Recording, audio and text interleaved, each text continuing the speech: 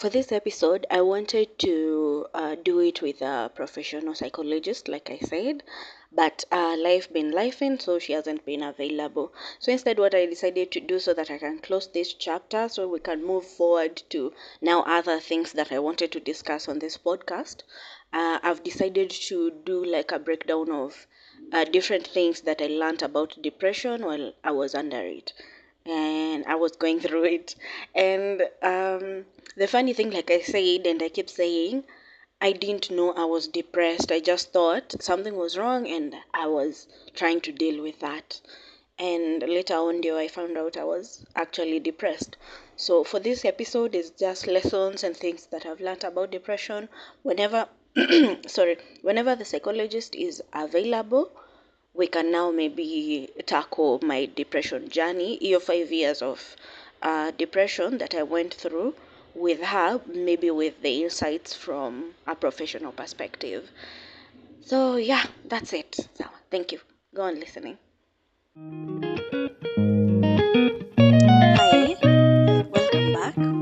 Unfortunately, I didn't realize how long this is going to be, which is funny because I'm trying to fix about 20 years of my life into a few minutes, and so far tumepata like 2 hours, which I'm still talking and going into detail about how my journey was to get to the point where I started battling depression. So for this episode, I will go into now deep into depression. Nile tulimaliza ile place I was crying every day. I was uh, remembering things, that traumatic things that I had forgotten, and I didn't realize they were deep down, ilikuwa buried. Like in your memories, you have things that are buried that your mind forgets, ama tries as much as it can to forget, so that you don't traumatize yourself.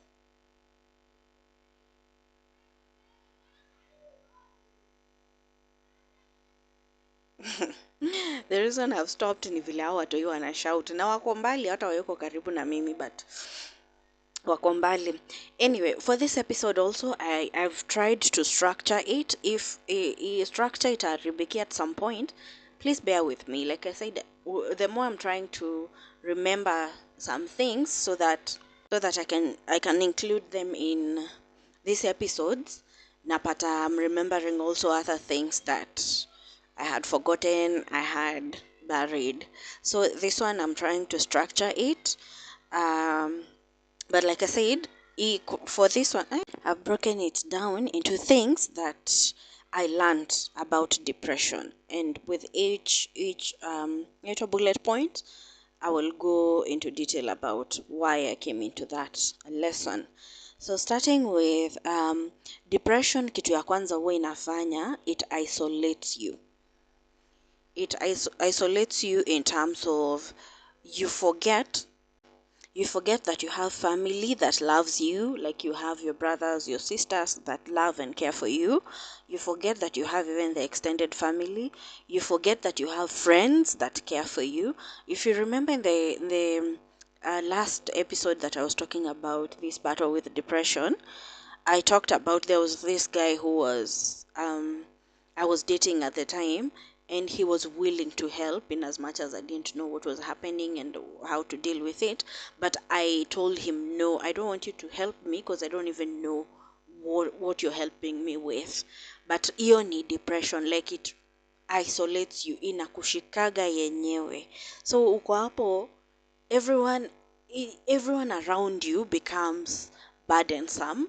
Unaanza hadi kubeba their own burdens. So by that I mean, like for me, I had brothers, niko na siblings, and when I was going through these episodes, the depression and nini, and it was deep depression, because there's never a day when I was in that phase where I didn't think I didn't deserve to be alive. Like it would have been a mercy for me to be dead. But I'm forgetting I have siblings that I could talk to, I could reach out to. But at the same time, even when you remember, these same siblings, you've gone through similar problems. So you're like, kwani mimi ni special aje that I need to talk to my brother about what I'm going through. See that I early go through the same thing and he's still around, he's still fine. Why would I be here bothering him all over again with this, with my problems, with the things that I'm going through? So hiyo nilikuja kurealize when you start, like when depression is seeping into your mental state, inakuonesha how undeserving first you are of everyone around you. Like you don't deserve what they are offering, you don't deserve their friendship, you don't deserve anything in general. And then it reminds you that everyone else akona shida, more important issues that they need to deal with. And I remember during this period as well, I used to, of course, I'm reaching out in terms of money. I need upkeep. I need to be assisted with things here and there. And normally, kuna msee stataja jina yake, but kuna msee, whenever I would, he would use phrases like, ume reach out time mbaya, like you need this money at the wrong time, because just recently I had to do this, to do that, and the next. So right now I can't be able to do this. Next time niambie mapema. And you're like, kwani I knew I was getting sick. Like nilikuwa najua leo ndo nitaamka kama na feel vibaya ndio nikwambie like 2 weeks ago, by the way, on this date I'm going to get sick, so please consider something for me. You're getting? So like hiyo phrases kama hizo zinaku remind to, like, depression ina amplify that to tell you that actually everyone else has more important things to deal with, not your problems. Akia watu wana shout. Anyway, no, see, like hizi shida yenye unapitia aina nini inaitwaje, like it's not a priority. Let me use Uhuru's word, it's a non-issue. It's not a priority for everyone else, so you have to go through it alone. And I would advise everyone who is listening, if you're going through that, if you have people you can talk to, talk to them. For me, I opted to internalize everything and I opted to talk to myself. Quite the previous episodes I've used phrases like I had to deal with myself, I had to face myself. Nili opt iyo to have the conversation with myself, to be the one who is telling myself where hii kitu una deal now, like we're dealing with it today. That's why I created that schedule of sitting down and crying, like every day, 1 hour every day I'm sitting down and crying about something. Like I chose to deal with it by myself, because kitu ya kwanza ni hiyo, I didn't know depression did that, but these are things that I learned later on, that it isolates you. Everyone that you could have talked to, everyone that you could have had a conversation with, ama kuambia, hey, by the way, I'm not doing well, I'm not fine, like I need assistance, I need help here. Inakuonesha everyone else is dealing with better things, or they have bigger issues to deal with, not you. Ikiku isolate, ikushike tu hivi solo, now it goes to the next stage where it blinds you to everything that was good. Before it blinds you, kitu ya kwanza depression I realized that it did with me was it revised my history. I think a better word would be it rewrote my history. So unapata instances where people were good. I had a lot of good Samaritans. Like I said, mimi nimekuwa mtoto wa scholarships, I think since primary school. I had a lot of good Samaritans. I had a lot of good people. Like instances when I was going to join the university. I didn't have, and I didn't realize I needed them that much. I didn't have a suitcase. I didn't have beddings, like nice beddings. I didn't have things like hizo basics za ku join shule. And you know, if you have a parent, especially a mother, they are the ones that pack for you these things when you're going to school, because they ni hao ndio wanakushughulikia, like their instincts zinaonyesha you'll need this, you need that, you need the next. So I didn't have that. And depression won't remind you when you're going through hizo issues, because I was going through them that year that I joined Chuka. It won't remind you there was this beautiful woman who made sure I had very fancy beddings. Like you cannot even. My bed sheets nakwambia hata ziliisha, like I used them until zikaisha. They were so cute, so nice. Alafu kuna vile I think they were from Italy. I'm not sure. And then they had this sort of, I don't know if it's a chemical or it's just the material itself, that ukiingia ndani ulale, you feel like that kitamba is hugging you somehow, like it flows with your body. I don't know, but anytime ukifua you'd feel like that material iko na, what can we call, like iko na some added chemical within it. So I don't remember, but those sheets were from Italy. So depression won't remind you that there was this woman who took care of that. There was this friend of mine who bought me a suitcase, na I think alibaigi on loan. Like ile yenye unaenda kwa msee unamwambia niko na thao, si ni suitcase ni 25. Niko na thao, wacha nichukue hii suitcase kwanza, huyu aende shule, then I'll take care of the balance. Like depression won't remind you of those good things. Depression won't, by the way, ilika for a very long time. Like I said, I lived with my grandfather for some time, and depression made sure I forgot everything good that man ever did in my life for a very long time. Of course, being the parent that stayed, unapata a lot of aggression and nini was towards him, and of course from him, because yeye ndio mko na yeye hapo 24/7, so of course mtakuwa rozana.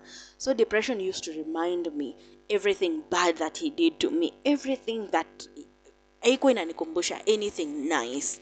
And the funny thing, while you're getting out of it, sasa later on, I'm taking you around, but don't worry.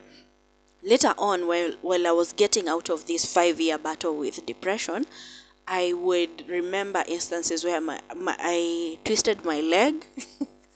I twisted my leg, and I couldn't walk very fast to school. And I think for a few days, my grandfather had to carry me on his shoulders to school, like for a few days until I was able now to walk vizuri. Depression itakukumbusha hizo instances. Itakukumbusha just how bad these people were. It will remind you everything negative. Negative, it will be holding it like this for you to see every day. Every day. Unaona kama vile mtu atokaga kwa airport unapata watu wameshika placards na jina za msee.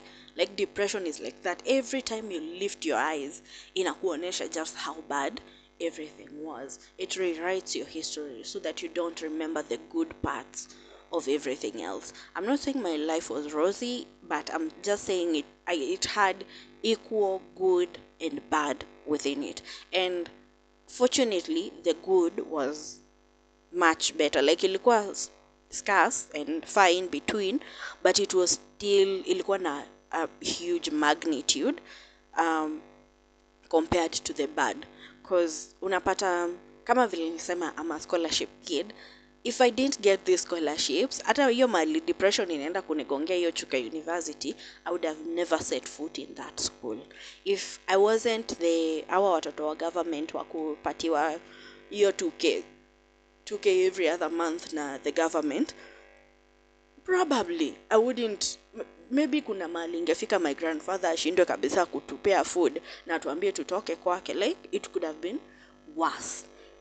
So that is something else that I learned about depression when I was going through it. It rewrites your history. It revises it so that every time you remember it, you remember it worse. I like likening this to, unaona ukiwatch ni animations ama Marvel movies sometimes, unapata someone had a conversation, let's say, naweza tumia ni gani?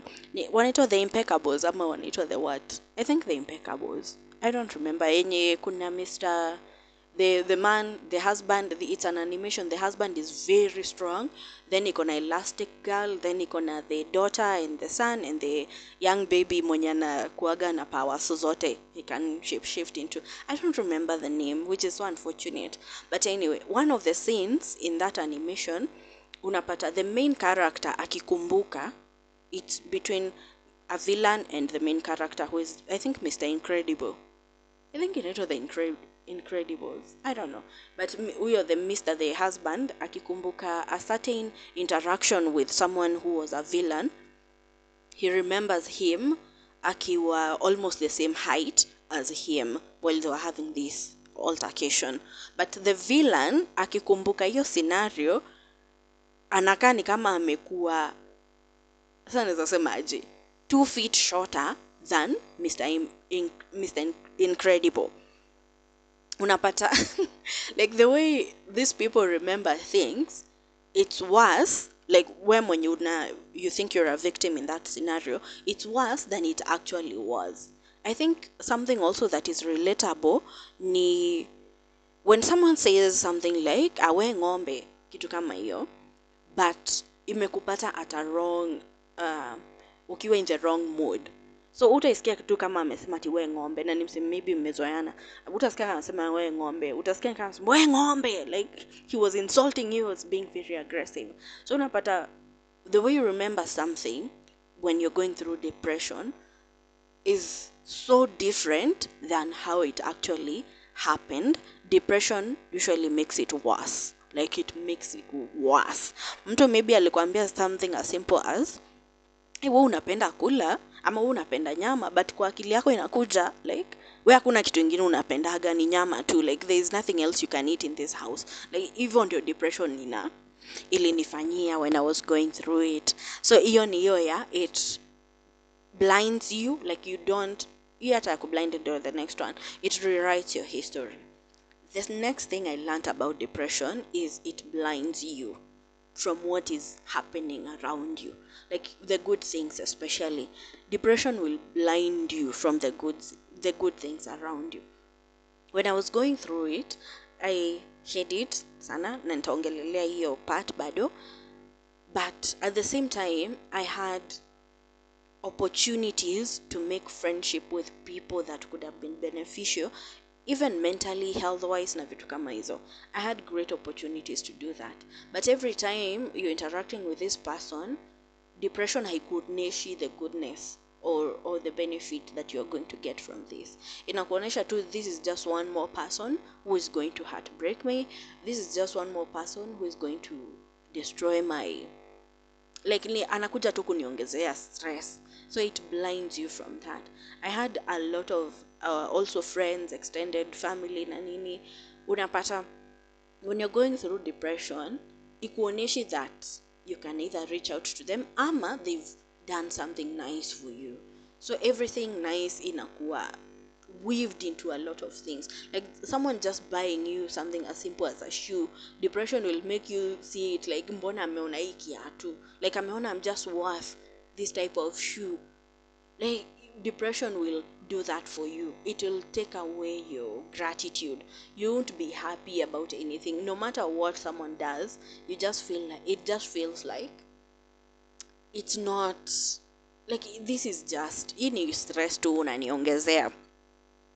Then during those phases of depression, something else that I learned was it makes you mask your emotions. So this is the nini that I was saying.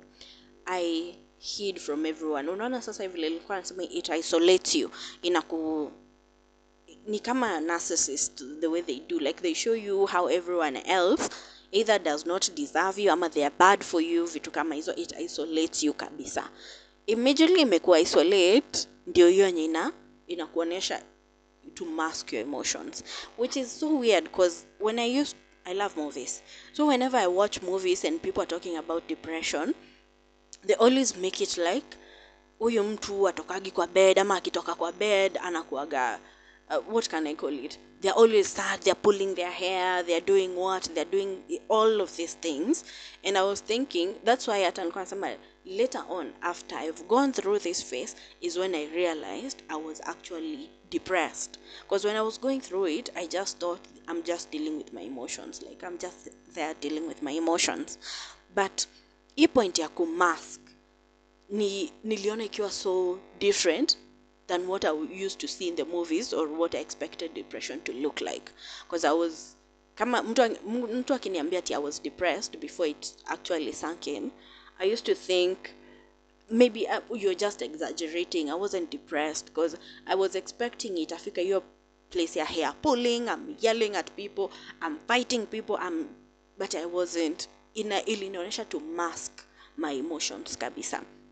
And this later on came to be proven true when someone did an article on what depression looks like, and every person on that list who had committed suicide was a happy-go-lucky person. Like, they were the life of the party. They were the people that everyone was happy to be around because they were making everyone happy. So I was reading that article and seeing those photos, I was like, this is what I was going through. Like, because every day for me wasn't a day where I was feeling moody, I'm walking around like, no, I was just doing everything normally. Like I said earlier in the earlier episode, I would even have conversation with people, enjoy life, laugh. I just say I'm sure there are people we were going through Chuka University together and even Mount Kenya, and they're listening to these stories and they're like, this is not what you showed us. Because I was that person ule mwenye, we can have conversation, we can enjoy life, hizo vitu zote, but whenever I was left, whenever I was alone, that's when I was feeling like I'm crashing under the weight of the world. Na hiyo ndio time sasa nilikuwa na take to think about these things that were making me sad and to start crying all over again. Mtu walk in, like, remember ile story ya nini, your bathroom. Like, whenever someone walked in, I would pretend I was doing something else. So mtu walk in, maybe apate my eyes are red, and then they're asking, hey, kwani nini unafanya? I'm like, I'm feeling so sleepy. I was just nashinda nikiyon but staki kulala. Like, these are the statements that I would say. I would just say, let me walk away, let me walk in the rain, let me vitu kama hizo, so that if I'm crying, if I'm whatever is happening, no one will be able to see it. Ina mask your emotions kabisa. So hata ukifika ile point ya, let's say like the article ile nye eventually unapata these people did actually commit suicide, people are always like, but we never saw the signs. Me, if anyone, if I actually went through with what I wanted to do during that phase, I'm sure a lot of people would have been like, I see Hannah. This is not Hannah. Hannah was not like this, because I was just living life and making sure. You know the funny thing, because my face is very expressive. My face, kama umeniannoy, kama umenikasirika, no matter what the emotion, my face is going to show you. But during that period, I was either laughing out loud or just enjoying. Like, unaishi tu na msee ukiwa anaona ukiwa sawa kabisa, but inakufunza vizuri how to mask your emotions, so that every time it wants to kill you, there is no one around to help, because everyone thinks you're okay. Which is why normally if I see watu wakiongelelea story na so and so is depressed, so and so is saying they want to commit suicide na nini, maybe eventually these people actually do go and commit suicide wenye wanasemaga, but majority, hiyo ndo nilirealize, majority wenye wanataka commit suicide, they won't tell you ati I'm going to kill myself. They won't, because hata ukiwa in that phase you're like, sasa nakuambia ufanye nini? Like, what are you going to do about it? We mwenye uko na issues zako. Mi hata ukiniambia you want to commit suicide, I'm like, okay, I'll be right behind you. Like, why you nikikwambia utadu. Hiyo ndio kitu yenye depression ilikuwa inafanya. Like, there's no one to help you either way, so why are you telling people? Which is a good thing. If you're going through that, you should tell people. But me, this is what I realized about depression. Like, unaona saa kama mi instances where maybe I was throwing initagwaje signs ni zile zenye tuna discuss na msee na ukiwahi gongwa na gari, ama let's say you're walking across the road and then you're like, nisimame tu nigongwe na Range Rover itanilipa, because ukigongwa na kitu kama tuk ni aibu, vitu kama hizo. Like, I could joke around with that, but I would never come out and tell someone I'm thinking, like, I'm so depressed every day, I'm just thinking I should just end my life. Kitu ya kwanza ni vile nasema, everyone around me was also going through their own problems. So nakwambia ndio ufanye nini, because maybe I'll be giving you the idea for you to take over. So hiyo ndo nilinotice about depression, it masks your emotions. Inakufunza vizuri sana, you can end up being the best actress in the world, because hapo a lot of people didn't know. And then the other one is depression confuses your mind. During that period, I was so confused, which is why I let go of a lot of relationships. I was so confused about everything. Everything. Today, I'm so happy about my grades. I want to work hard and make my grades work out. Before hata nifike kwa mlango, inanionyesha see either way you're going to be dead. Like, why are you even bothering? Unaenda tu class ukiwa mangoto, cause like hizo emotions. Tomorrow you see a guy, he's cute na nini nini, he asks you out, and you're like excited to go on this date with this cute guy, and then during the date you're there like depression is telling you, why are you wasting his time? Like, mbona uko hapa, si tuko na plan yetu, tuko na form yetu kando, like why are you here with this guy? Because at the end of the day you're not going to be there, so you just let him go ahead and date someone else, which is why nitaongelelea in another episode how I let go of a lot of guys who wanted to take me out back then. And I used to tell people very clearly, I'm not ready for a relationship. I don't want to be in a relationship right now. Because nilikuwa nasema, na one day he thought ikiwin. Like, I don't want to cause the pain that I'm going through ingie into someone else. Because I'm like, remember, during, saizi tuko, what am I doing? What I'm covering right now is after 2014. So to go deep within 2014, I'm going through depression. Hata say deep between 2014 and 2018. So hizi ni vitu zenye I noticed, zitakuwa zimetapaka everywhere, zenye I noticed while I was going through this phase. But tuseme I'm between 2014 and 2016. Not even 2017. 2017 is the right one. Yes, now I'm deep within the bowels of depression.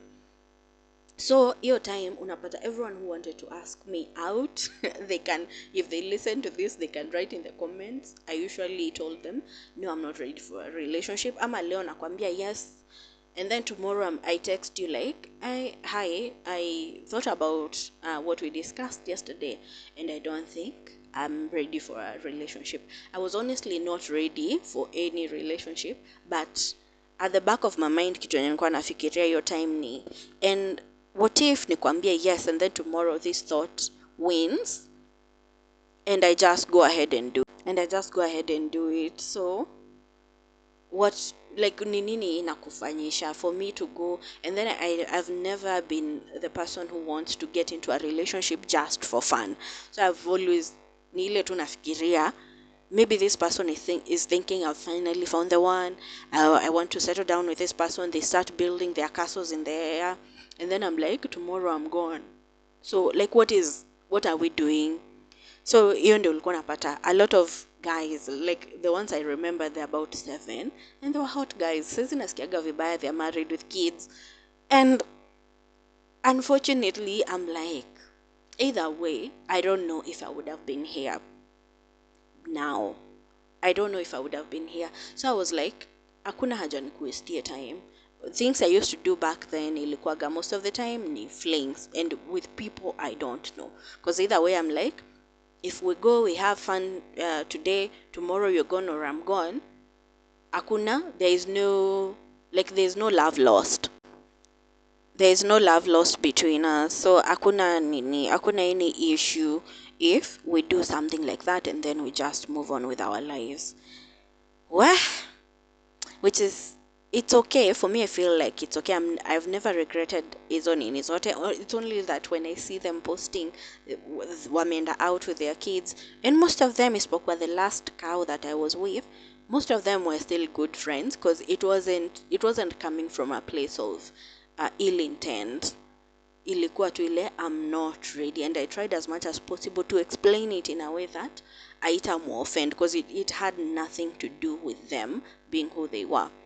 It had everything to do with me realizing that I have this constant thought, to get rid of myself. And if I decide to get into a relationship with this person, I'm going to subject them to the same pain that I'm in, which is also, unfortunately, the main reason why I've never been as excited to have kids. Because I'm like, if eventually I'm going to die, I don't see the need of me having kids like my mom did and then dying when they are quite young. Because kitu anambiaga Mungu, honestly, if you're going to make me get into a relationship, it gets serious and I have a family. If you kill me before my kids are adults, I'm gonna be very mad. Like, I don't, heri tu nikae nikiwa single. Like, don't give me that hope. Don't give me that. Usinipatie tu, like, wacha nikae hivyo tu, wacha nisafe nikiwa solo, because at the end of the day I really don't want to put someone through what I went through. And my version, I keep saying my version, my story is one of the, it's one of the most vanilla versions of these stories, because I'm sure if a lot of orphans, if they were given the opportunity to actually say what happened to them during this period ya kuwa nini orphaned, you realize I had it good. I had it good. I had it nicely. Because a lot of people, I've had a lot of stories.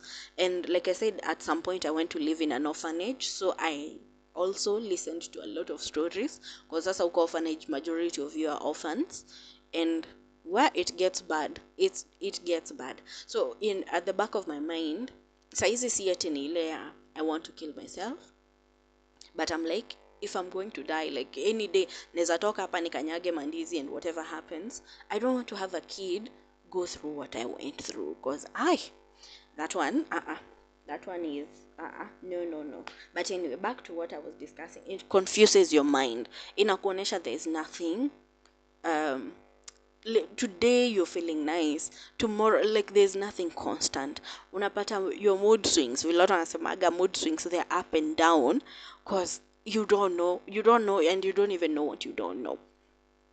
Because sometimes ulikuwa unapata you'd wake up in the morning, you feeling refreshed, you feeling a little bit, hiyo naweza sema for me it was, you're feeling a tiny bit good that you're alive.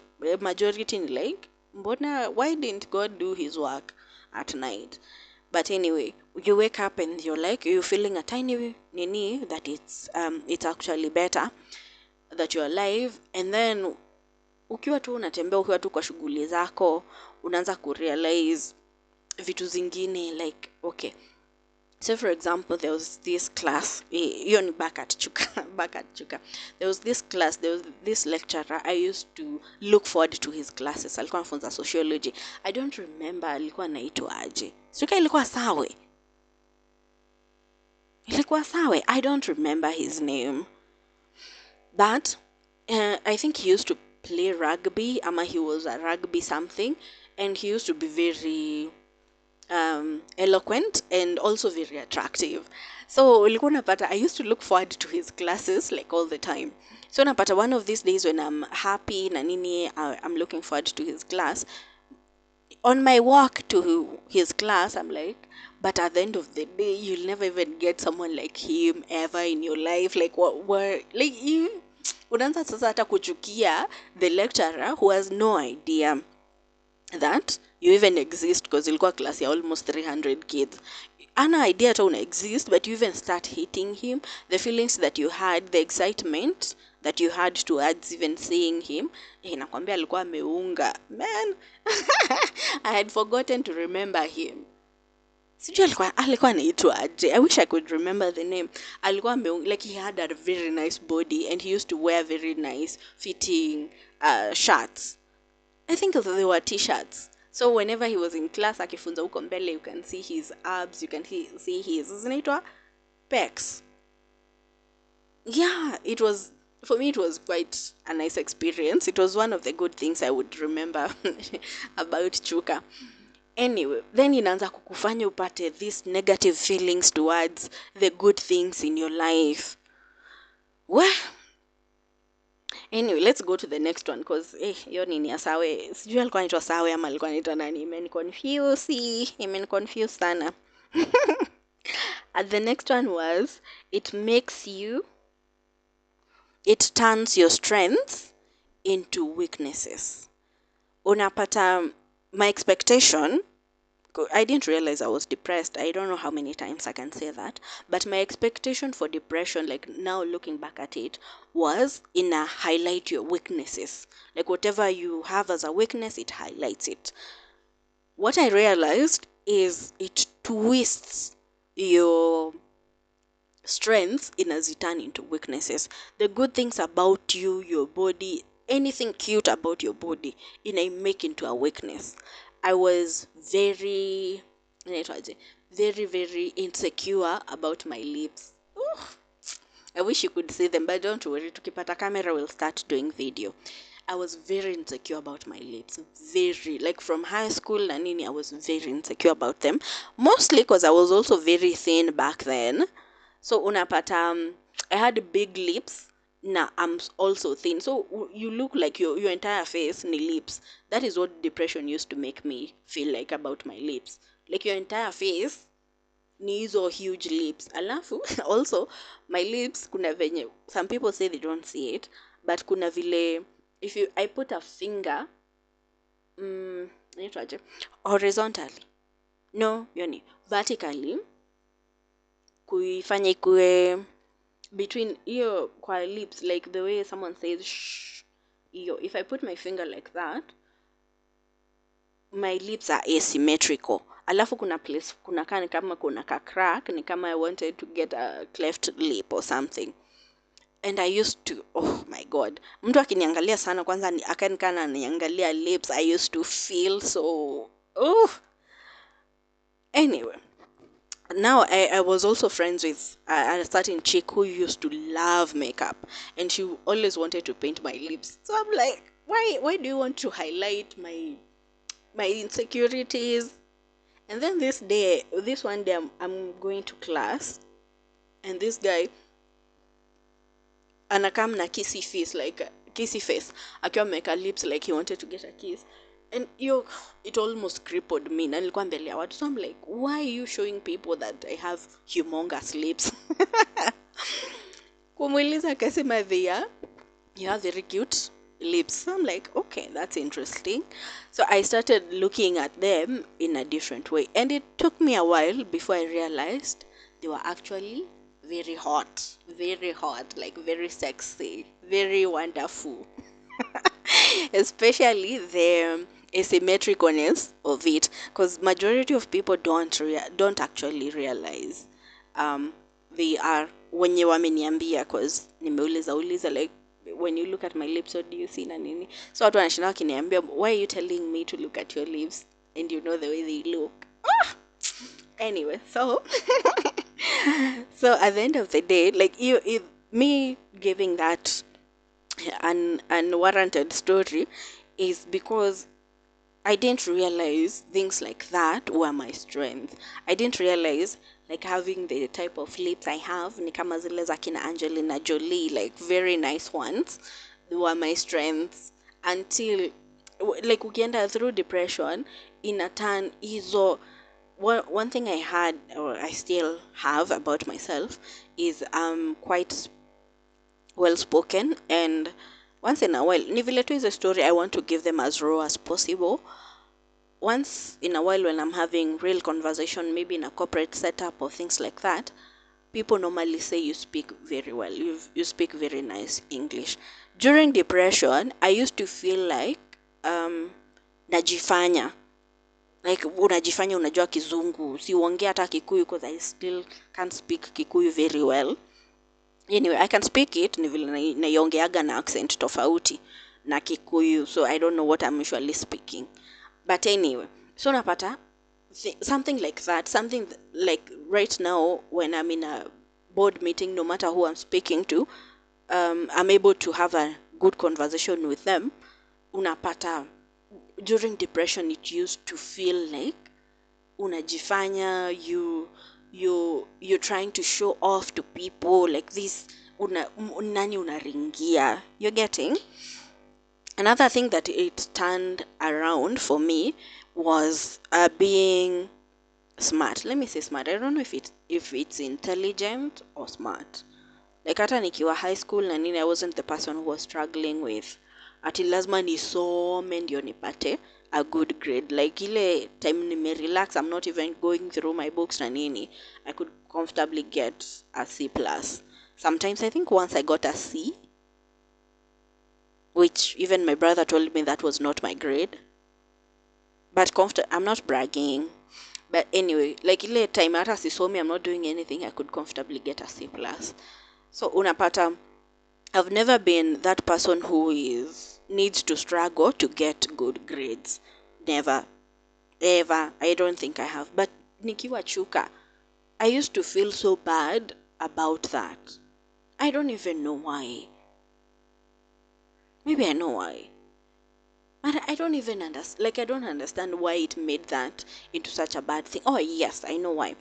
The reason I know why is because ilikuwa inanionyesha you have no future.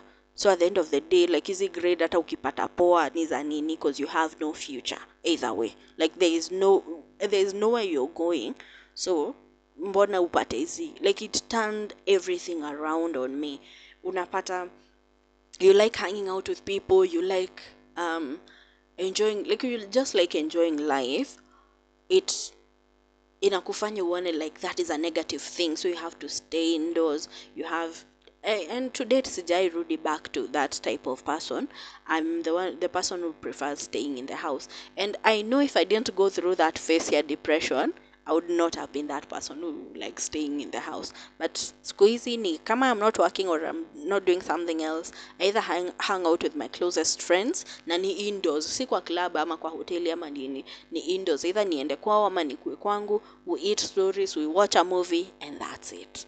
Ama nikue kwangu kwa nyumba, I just watch something that I'm interested in or work on a project, and that's it. I'll be good.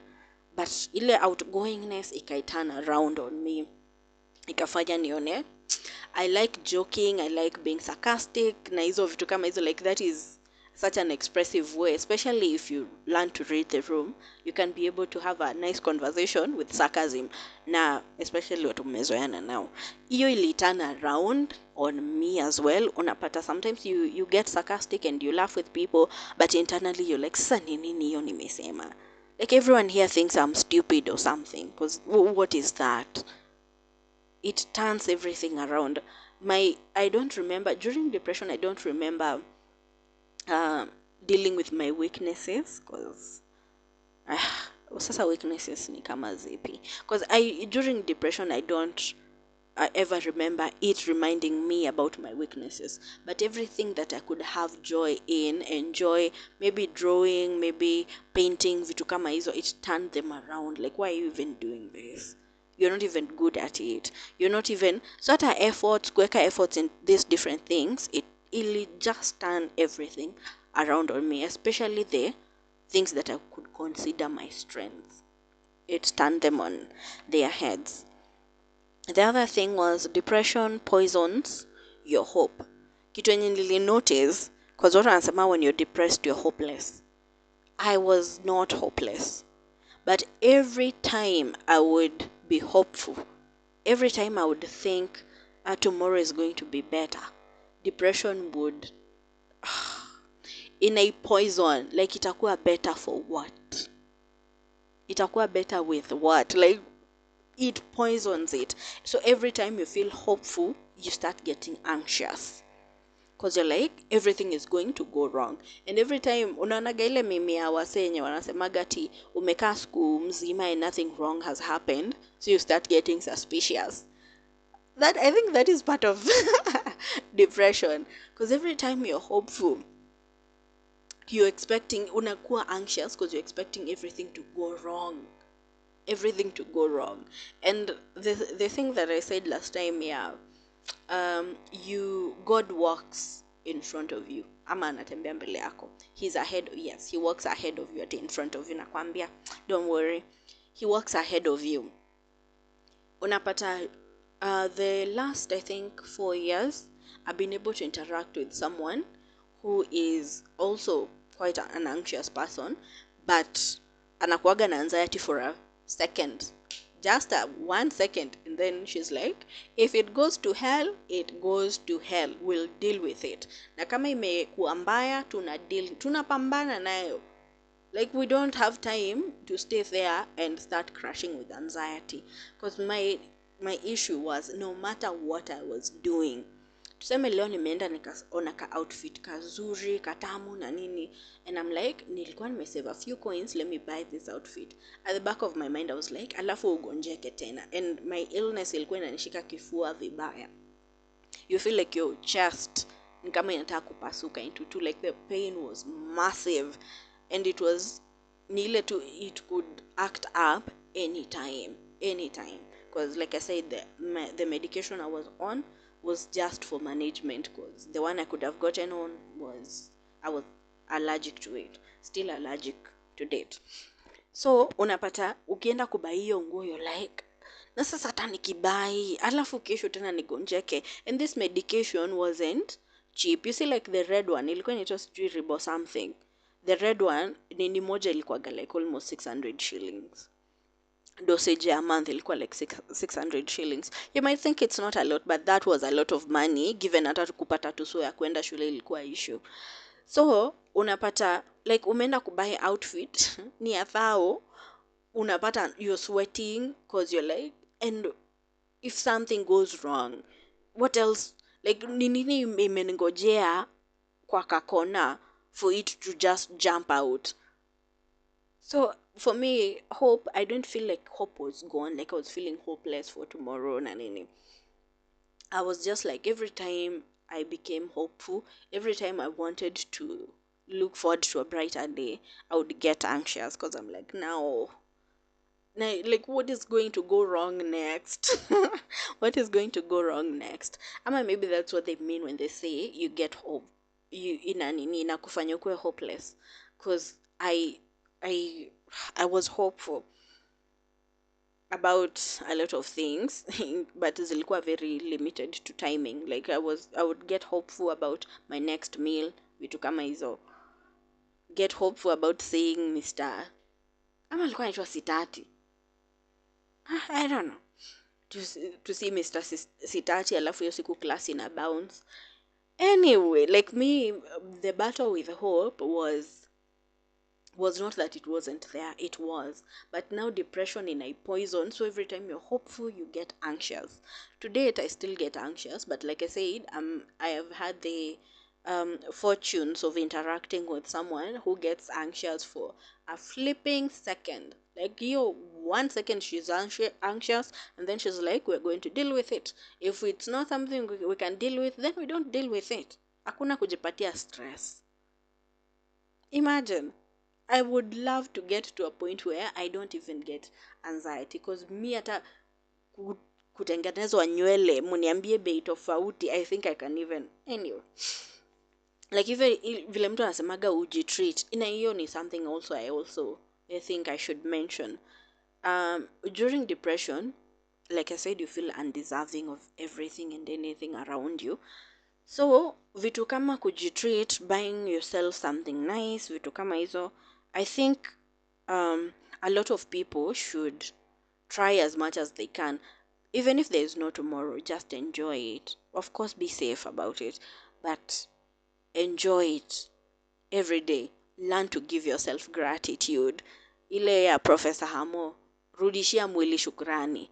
And that is something that I think I've tried as much as I can, that no matter what, ama anything that happens around me, vitu kama hizo, I'm very intentional.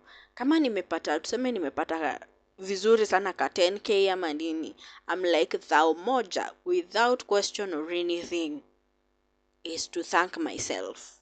I'll either buy something that I've wanted for a while.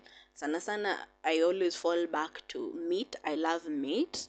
I'll buy myself a nice mbuzi and cook it nicely, nijifungie kwa nyumba nikule. Like, I have to thank myself. During that process, inafanyaga you realize that you actually deserve the good things in life. And the more you do that to your body, the more your body adjusts to it. Your mental health pia ina adjust to um the life of being treated nicely, if I might put it like that. Unapata inaacha kufikiria all the time like you don't deserve it. So if you see a nice shoe, you have to be intelligent about it. But if you see it and you're like, I'm going to get this shoe, you can work towards getting it, and you make sure you've gotten it. Kama CEO, you buy something just as good as that one. Because at the end of the day, when you're going through our problems, because hizi hata ziko ati mashida za kujifikirilia, ni actual problems, you start feeling like you don't deserve things. You don't deserve nice things, you don't deserve nice clothes, you don't deserve, na kuna watu huwa wanazitumia kama clutch, but be smart about it.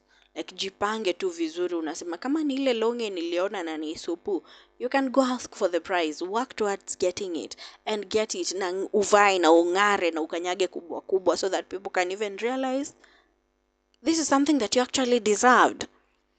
Because depression, man, during that, I don't think I ever bought myself anything.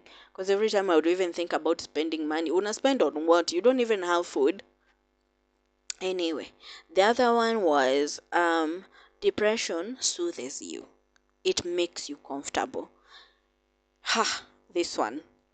When I started this journey for depression, not even depression, mental health, nilikuwa nimesema ni between 2014 and juu niliingia campus 2014. Hiyo period ya 2014 2015 ndio I realized whatever was wrong and I needed to fix it. So I'm talking about that. When I started that journey, I thought it would take me maybe like 6 months, at most a year. Na ikienda sana ishindikane 2 years. So I was like, I'm going to deal with this for 6 months ama a year. Hiyo yenye nilikuwa nimejiwekea timetable na nini na schedules to cry about whatever I need to cry about on that day. Let me tell you, Mina, it took me 5 freaking years. 5 years. It got better, but it took me 5 years. Na nika realize inakusoothe. Depression, it makes you comfortable. Kitu ya kwanza, it makes you comfortable about relationships. To date, I still struggle, but si struggle saizi, ni kurealize like you can live so low either way. During those periods, like I said, I used to tell people I'm not ready for a relationship, I'm not ready for a relationship. Depression inakushikaga vizuri, inakubembeleza, you start not seeing the importance of human connection. So unapata hiyo nini yote, hiyo period yote, hiyo 5 years, I didn't date anyone. Like I said, I used to have flings here and there. Na hata hizo ni fine, far apart. Si eti ni kitu ilikuwa ina happen every day. Far apart. But unapata inakusoothe, inakubembeleza, inakuwa hiyo ndio imekushikilia kabisa. Hiyo ndio the permanent wako. Because everyone else is not there to stay.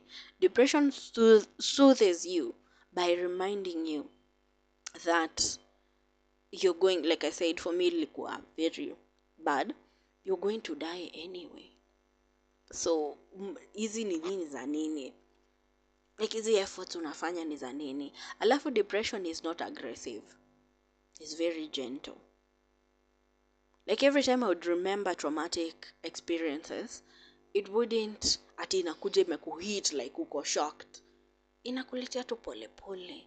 Like remember that time you were walking home and this guy, kuna mwingine alikuja kama inaitagwaje, amenigonga kwa nyuma ya magoti. Na tulikuwa wadogo hiyo time. Amenigonga nyuma ya magoti na nini, and I fell, and then I went to the teacher, tried explaining to the teacher that this boy attacked me. And then the teacher sided with the boy, cause wewe ndio unajulikana unaongeaga sana kuliko kila mtu. And then you had to go home crying. Like depression won't give you that story ati nakugongea 1 2 3. Inakuletea tu pole pole. Unapata you're crying yourself to death. You're crying like it's the end of the world. Now watu wenye walinichapa, of course hata mimi nilichapa watu, because ilifika mahali no one is believing me when I'm saying these people are actually attacking me. So I started fighting back. I don't remember, unless I don't know, but I don't remember an instance where I hit someone just because like nimetoka tu koka nimekugonga. But unapata mtu ameishi kukutout, ameishi kukuchapa, ameishi hizo vitu zote. So if I got the opportunity, I would pick a rock na nakurushia vizuri sana kwa kichwa. Like I got to a point when I was young when I started fighting back. So unapata depression, it won't be aggressive with you. When you're going through hizo issues that depression, it won't inakubembeleza vizuri. It's like a mom trying to lull her babe to sleep. You're just there, unabembelezwa. And by the time you realize it, hiyo ndio unapataga tu mtu out of nowhere, they just even died in their sleep without doing anything. Because depression is a smooth operator. The other one is it stalks you. And before I talk about yes, I think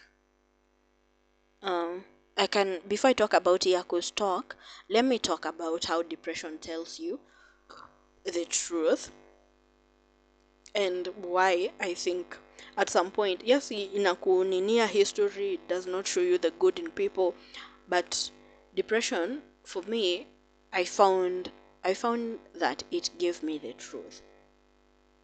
In as much as I don't think it was the intention of depression, but it gave me the truth and I learned to make peace with it.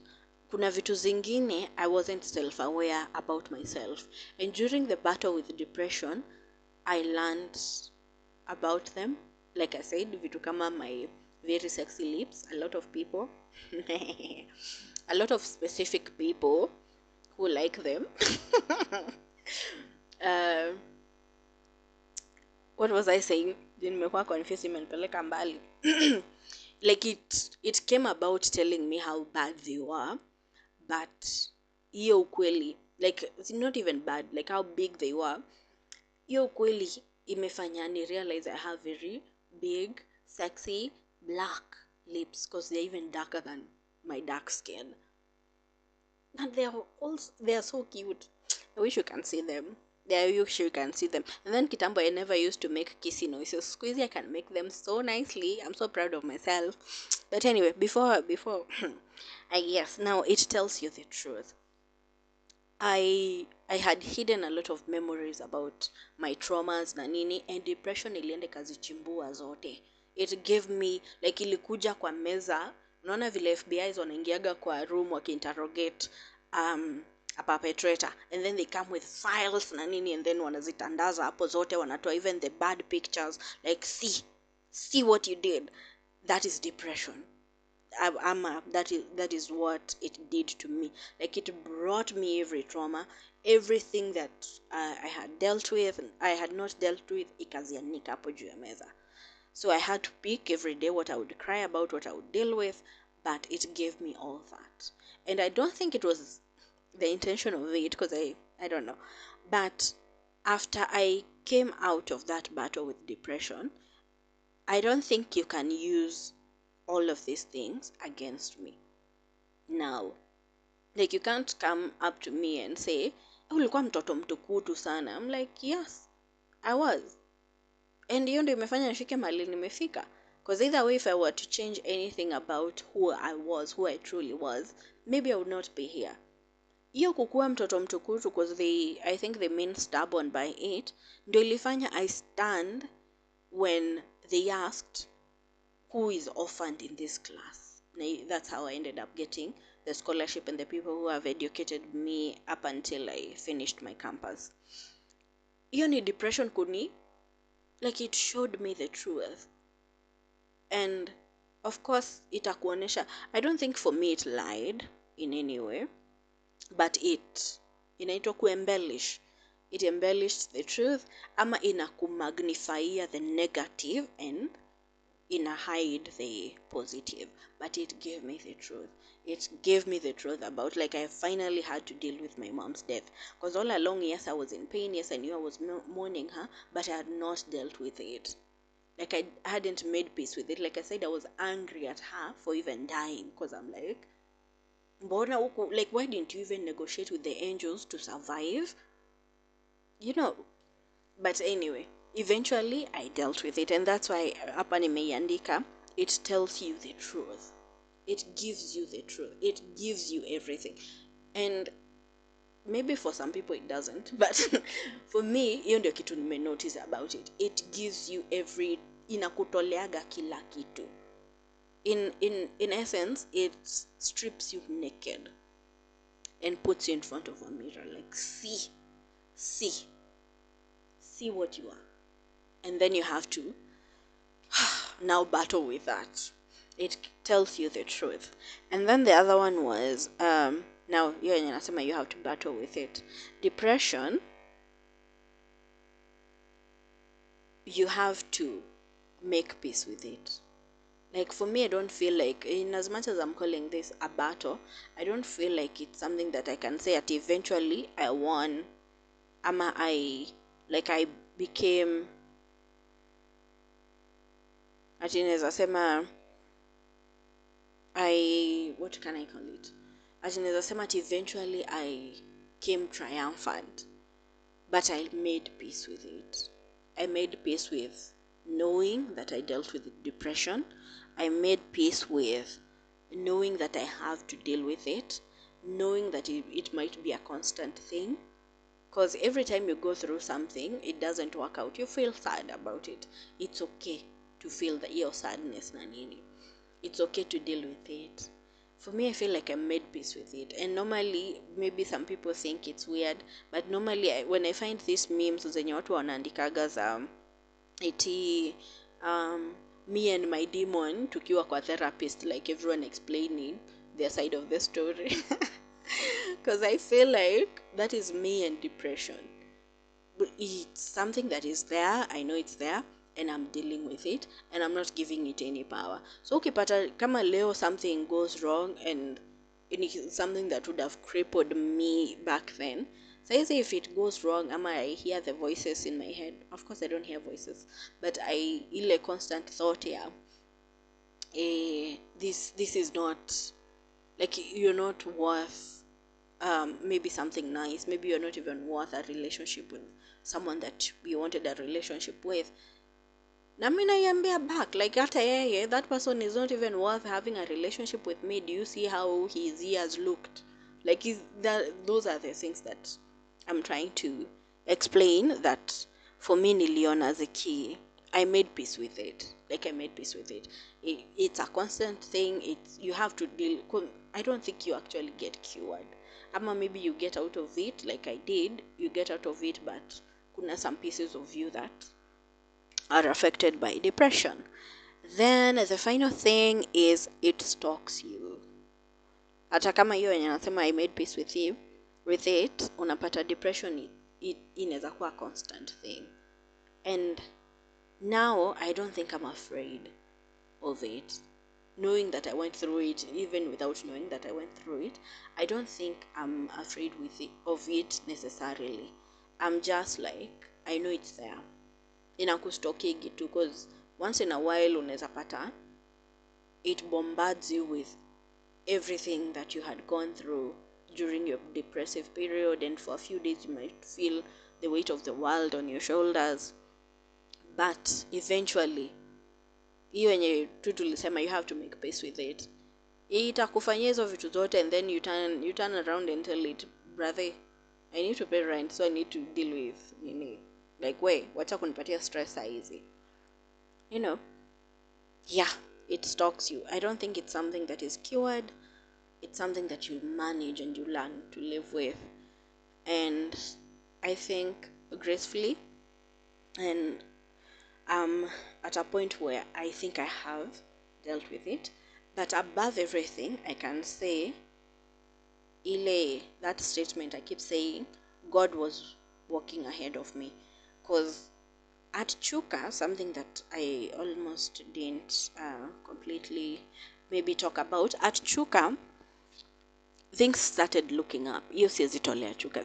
Things, they were looking up kidogo, but my mental health was still in the drainage.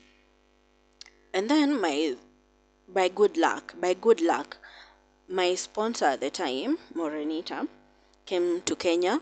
Hiyo nilikuwa naenda 2.2. if I'm not wrong. I was going to 2.2, like second year, second semester. She came to the country na nini, and she asked for my transcript na nikampatia. And you remember depression ilikuwa imenionyesha there was CAT nilikuwa niisome sana, so my first year ilikuwa a lot. I think zote zilikuwa D's. And remember mimi ni msee wa A na B's, D's na A moja. So when she took my transcript, she was like, I'm not taking you back to that school. If you're going to go back to that school, ni uende ujilipie. And you know, a lot of sponsors, what they would have done, they would have withdrawn their support. They'd be like, inakaa ni kama utaki kusoma, so let me pay for someone else. But she was like, no, hiyo shule, how is it? Is it a course that you're loving, you're enjoying? Nini, like what is happening? Why are you bringing me these grades? Because I saw your high school performance. These are not the grades that you're supposed to be getting. And I was like, yeah, the school is fine, everything is fine. But even I think when I was talking to her, she felt like something was not adding up. So she told me, if you're going to go back to Chuka University, you're going to pay for yourself.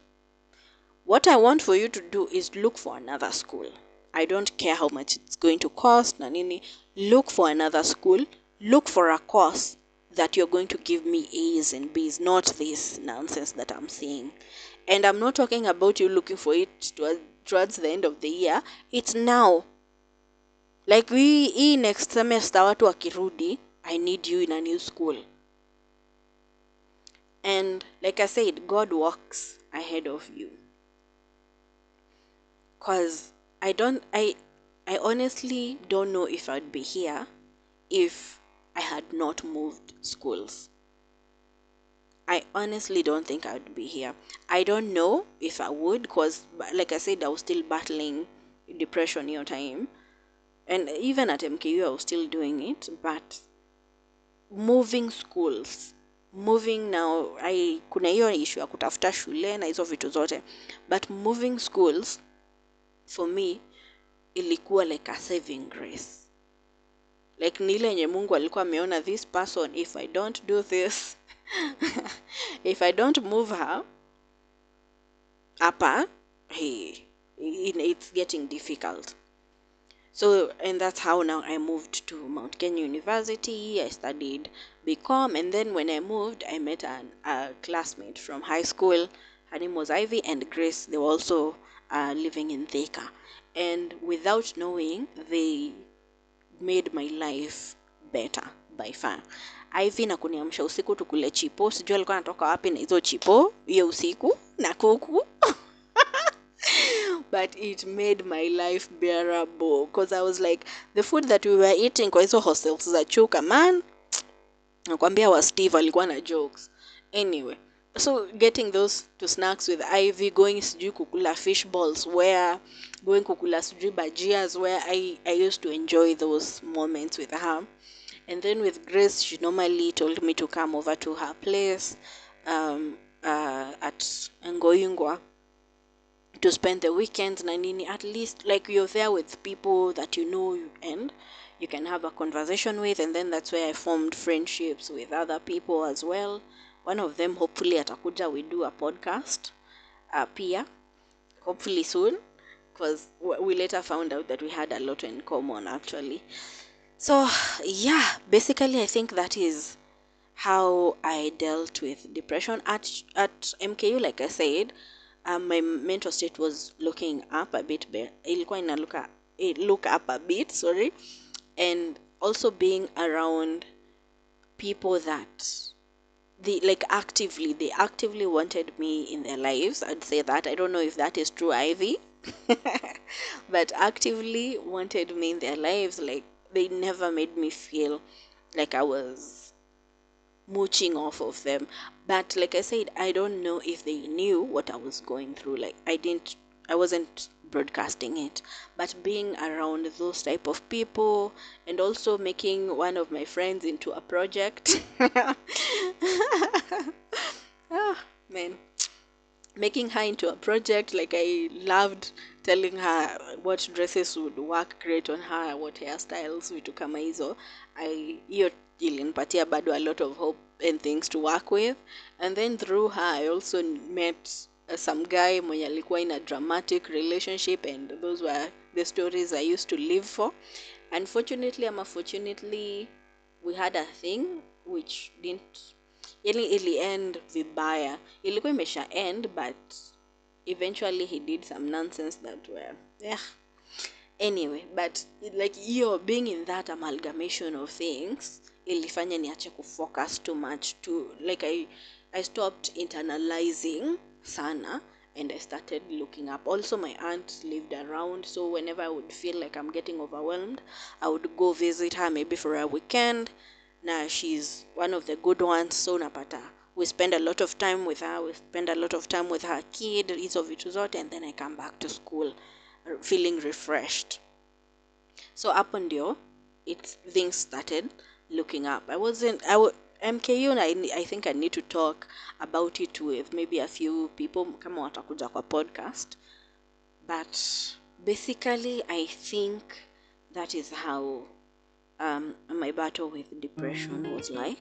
If I remember something I might add, ama neza do another episode as well.